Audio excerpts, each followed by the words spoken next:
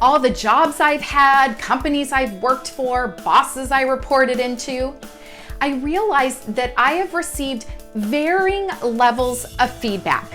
So in some instances, I received consistent feedback, but it was only once per year. That's too far apart.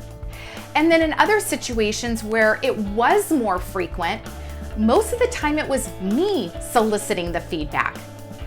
You need consistent and frequent feedback. If you want to grow, you want to improve, you want to get to that next level, you've got to get that feedback. Now, the positive feedback is fantastic. It gives you a little bit of a confidence boost. It reaffirms you're on the right path. It feels good. We all need that. But what you need even more is the negative feedback. And the negative feedback, I know it can just totally suck. It's like calling out the things that you did wrong, where the gaps are, but that's what you need to know in order to grow. You can't go to the next place if you don't know what that gap is, what's missing, where the opportunities for you are.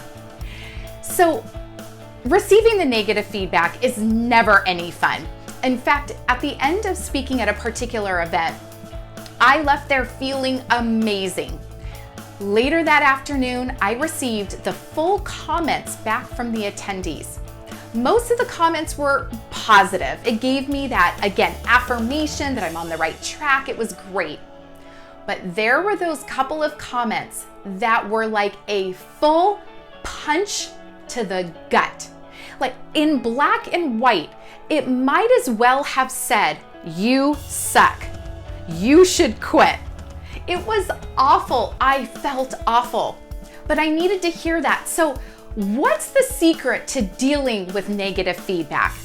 Okay, before I give you the secret, you have to promise me that you will only do these things behind closed doors.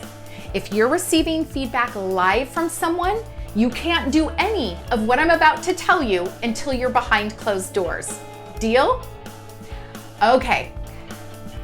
When you're behind closed doors, I want you to feel like shit. And yes, I said that. I am giving you permission to just feel awful.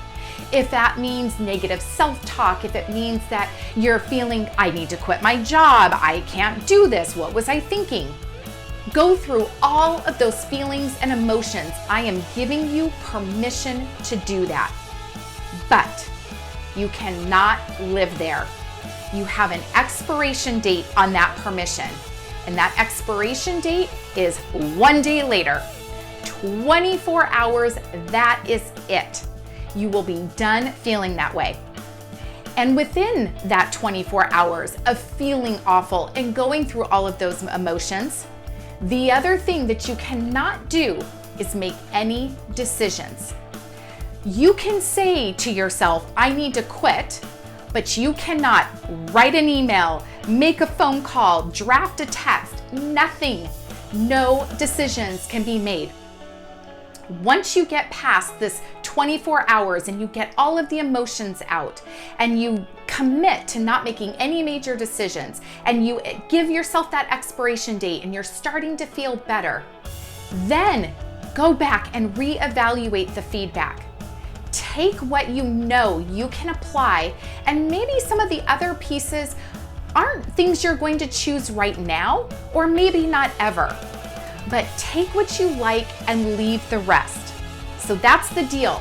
Seek out negative feedback and then deal with it, but deal with it in a responsible and emotional way to help you get through it. All right. Do you have a tip for me? I'd love to know how you deal with negative feedback, or if you think my process is just absolutely crazy. Comment below. I'd love to hear from you. I'm here to help you live that successful and fulfilling personal life. Until next time.